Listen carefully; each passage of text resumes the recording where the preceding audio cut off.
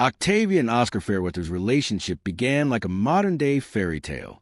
They first met as undergraduates at Creekside College, where Octavia was majoring in art and Oscar was studying business administration. Their initial meeting by the campus lake was almost cinematic. Oscar, tall, charismatic, and ambitious, was immediately captivated by Octavia's graceful, artistic aura. He pursued her with a confident charm that quickly turned into a serious romance. After graduation, they tied the knot and returned to their hometown to start their lives together. Octavia became a beloved high school art teacher, admired for her creativity and dedication to nurturing young talent. Meanwhile, Oscar, using his family's connections, secured a position at a prestigious investment firm and rapidly climbed the corporate ladder. Together, they built a life of prestige and admiration in Creekside. Their luxurious home in Oakwood Estates, adorned with Octavia's art, became a symbol of their success. To the outside world, they were the embodiment of a power couple, respected, successful, and deeply in love. Their relationship appeared to perfectly balance passion and partnership, with Oscar's business acumen complementing Octavia's artistic soul. But beneath this glossy surface, subtle cracks had begun to form. Cracks that would eventually lead to betrayal, heartbreak, and tragedy. After spending nearly a decade living overseas in France, Octavia's mother, Gloria Whitaker, returned to the U.S. under the pretense of wanting to reconnect with family. Gloria, a glamorous, outspoken woman in her mid-50s, had spent the last few years traveling Europe after divorcing Octavia's father. Known for her sophisticated style, flirtatious charm, and commanding presence, Gloria had always been a complicated figure in Octavia's life, equal parts mother and rival. Her unexpected decision to move in with the Fairweathers came at a time when Octavia was already feeling the emotional distance growing between her and Oscar. Initially, Octavia welcomed her mother with warmth, hoping the rekindled relationship would offer them both healing and stability. Gloria, ever the socialite, quickly became involved in local charity events and community functions, often turning heads with her elegance and energy. She also inserted herself into Octavia and Oscar's lives more than expected, offering unsolicited advice, dressing provocatively around the house, engaging Oscar in deep, often flirtatious conversations that raised eyebrows. Oscar, who once seemed solely focused on work and his wife, began spending more time at home, always under the guise of family bonding. But Octavia couldn't ignore the shift in dynamics. Oscar's sudden interest in French cuisine, his increasing compliments about Gloria's youthful energy, and the lingering glances between them when they thought no one was watching. While Octavia tried to dismiss her instincts, telling herself she was being paranoid, something about her mother's presence didn't sit right. Unbeknownst to her, what started as a family reunion was slowly unraveling into a dangerous emotional entanglement, one that would soon cross lines no family should ever approach. Over time, Octavia began noticing troubling signs that something was deeply wrong in her own home.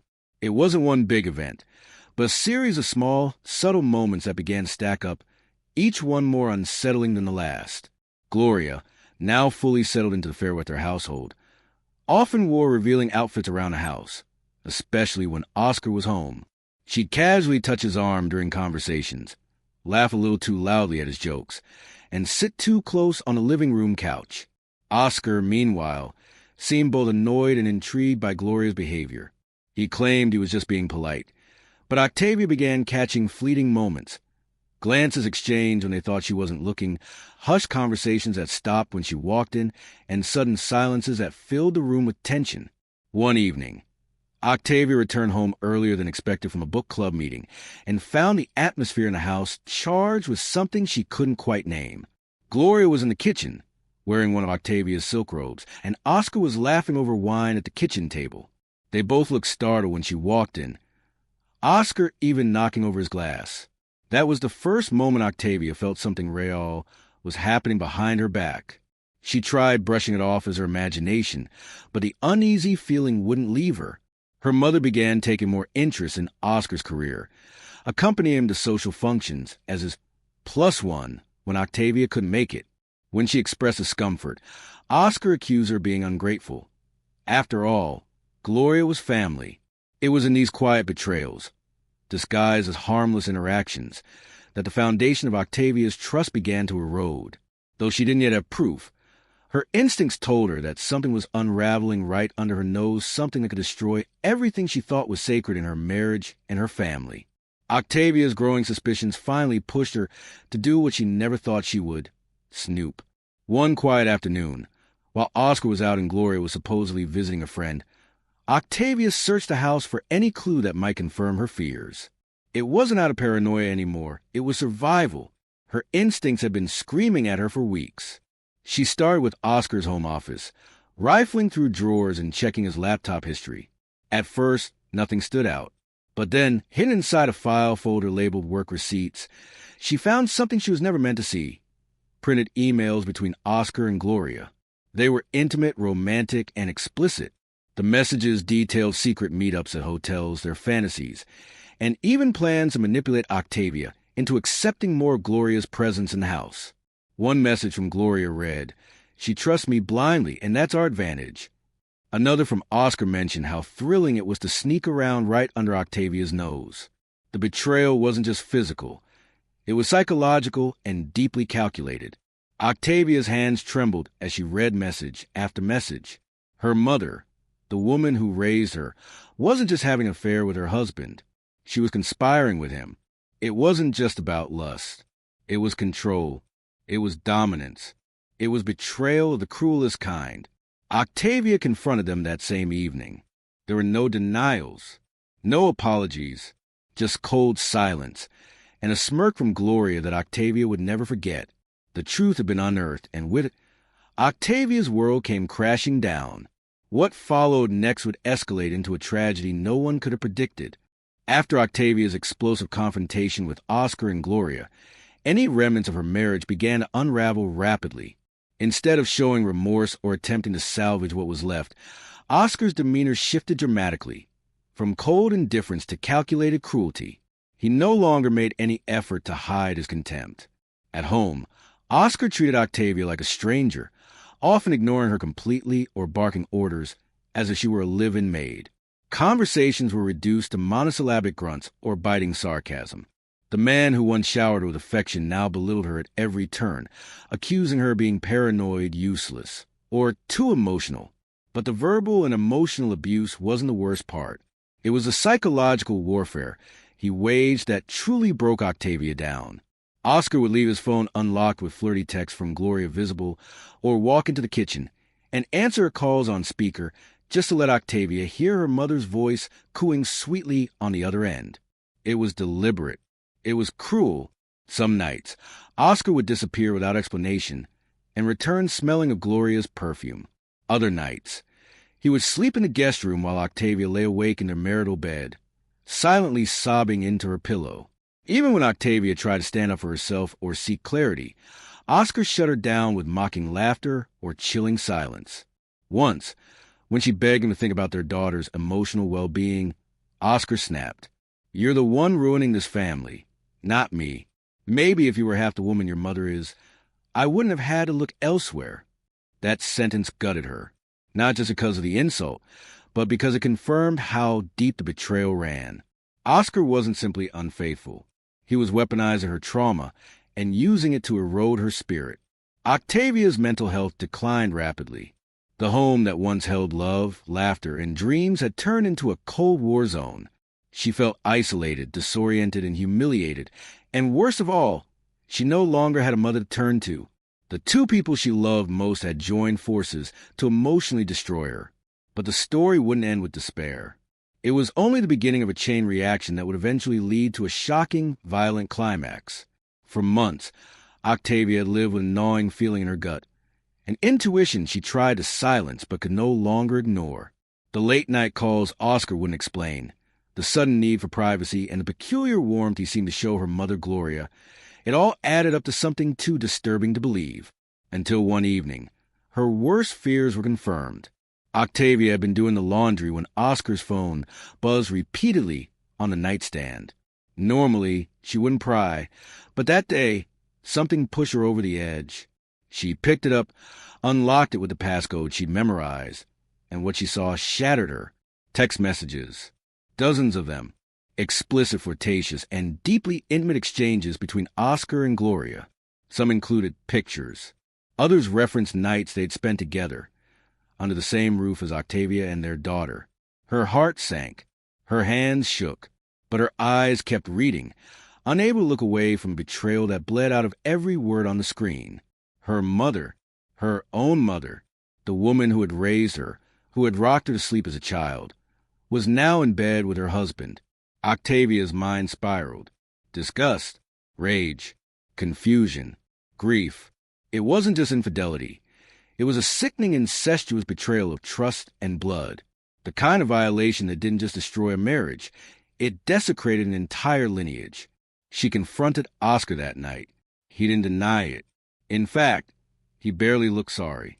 He tried to twist the narrative, blaming her for their cold marriage, accusing her of emotional neglect. But when Octavia confronted her mother, the betrayal cut even deeper. "You don't understand," Gloria said, without a trace of remorse. "Oscar came to me. I didn't seduce him. No apology, no guilt. Just a cold, detached attempt to rationalize the most unforgivable act imaginable." That moment broke something in Octavia. Not just emotionally, but mentally and spiritually. Everything she thought she knew about love, loyalty, and family came crashing down in a single, soul-crushing moment. And as she stared at the two people who had betrayed her beyond comprehension, she realized this wasn't just betrayal. It was war. After discovering the horrifying affair between her husband, Oscar, and her own mother, Gloria, Octavia's world didn't just fall apart. It imploded. The betrayal struck her like a freight train, leaving her in a state of emotional ruin. She stopped sleeping. Eating became a chore. Her once lively spirit turned hollow, and the vibrant woman who had once lit up every room was now a shadow walking through her own life. Octavia's pain ran deeper than a broken marriage. It was a collapse of everything she had known and trusted. Her own mother, the woman who held her hand through childhood and wiped her tears during heartbreak, had become the villain in her story. Her husband, the man she had built a home with, shared a bed with the same woman who brought her into the world. In the weeks that followed the revelation, Octavia tried to hold it together. For her daughter, for the image of sanity, but her mind was unraveling. Friends noticed she was losing weight rapidly. Her once meticulous appearance became disheveled. She became paranoid, convinced that everyone knew, that everyone was laughing behind her back. The shame and humiliation consumed her. Worse, she could not escape them. Oscar and Gloria were still in her life, still nearby. Oscar refused to move out. Gloria continued to call, acting as if her daughter would somehow understand with time. The gaslighting only deepened Octavia's instability. She began isolating herself, avoiding friends and family. Her diary, once filled with affirmations and plans for future, now brimmed with dark thoughts, rage-filled scribbles and questions like, "What did I do to deserve this? And would the world even care if I disappeared?" Neighbors reported hearing loud crying, glass shattering late at night, and screaming matches between Octavia and Oscar that seemed to shake the very walls. It was clear Octavia was losing her grip on reality, and no one intervened. What had started as a hidden affair was now snowballing into a psychological tragedy. Octavia's mental state was deteriorating fast, and behind her vacant eyes was a woman slowly descending into a place of darkness from which she might never return. The mounting tension between Octavia, Oscar, and Gloria eventually reached a breaking point that would change their lives forever. Octavia, now consumed by anguish and desperation, confronted them both in a volatile scene charged with years of betrayal, anger, and heartbreak. It started as a heated argument, words thrown like daggers, accusations flying, voices rising in desperation. Oscar tried to defend himself, claiming confusion and weakness, but Octavia was beyond listening. Gloria, on the other hand, showed a chilling lack of remorse, almost as if she expected her daughter to forgive her transgression. The confrontation escalated quickly. Emotions boiled over, and soon it was no longer just verbal. Neighbors heard shouts and the unmistakable sounds of a violent struggle. Octavia, driven by a mix of pain and fury, lashed out physically. In the chaos, tragedy struck. Whether by accident or intent, The confrontation ended with one of the three seriously injured or worse. The exact details of what happened that night remain blurred by trauma and conflicting testimonies, but the outcome was devastating. Lives shattered, relationships irreparably broken, and a community left in shock. Emergency services were called. The police investigation revealed the sordid affair and the dangerous emotional storm it had ignited. Octavia's mental state deteriorated even further after this climax, leaving her grappling with guilt, grief, and the harsh reality of loss. This tragic final chapter served as a brutal reminder of how betrayal and deceit can lead to irreversible consequences. What began as a secret affair hidden behind closed doors exploded into a public nightmare, one that no one involved would ever forget. Following the tragic confrontation that shattered the family, the aftermath left deep scars on everyone involved, both emotionally and legally. The incident drew the attention of law enforcement, social services, and the local community, turning a private family crisis into a public spectacle. Oscar faced serious legal repercussions. Depending on the nature of the injuries sustained during the confrontation, he was either arrested or subjected to police questioning. His role in the affair and the resulting violence complicated his defense, painting a picture of betrayal compounded by reckless behavior. Gloria, too, was thrust into an unforgiving spotlight. Her betrayal of her own daughter's trust led to widespread condemnation from relatives and neighbors alike. Her relationship with Octavia was irreparably damaged, and she became a pariah within the community, struggling with isolation and shame. Octavia, already emotionally shattered by the revelations and the violent climax, found herself grappling with intense feelings of grief, anger, and confusion. The trauma affected her mental health profoundly, requiring counseling and support to begin healing. She also faced the daunting task of rebuilding her life without the two people she once trusted most. Beyond the immediate family, the case sparked conversations in the community about the dangers of secret affairs, family betrayals, and the importance of addressing emotional problems before they escalate. Support groups and local organizations stepped in to offer help to others going through similar crises. Ultimately, the aftermath was a stark reminder of how deeply intertwined love, betrayal, and tragedy can be, and how the consequences of hidden secrets can ripple outward, destroying lives and families.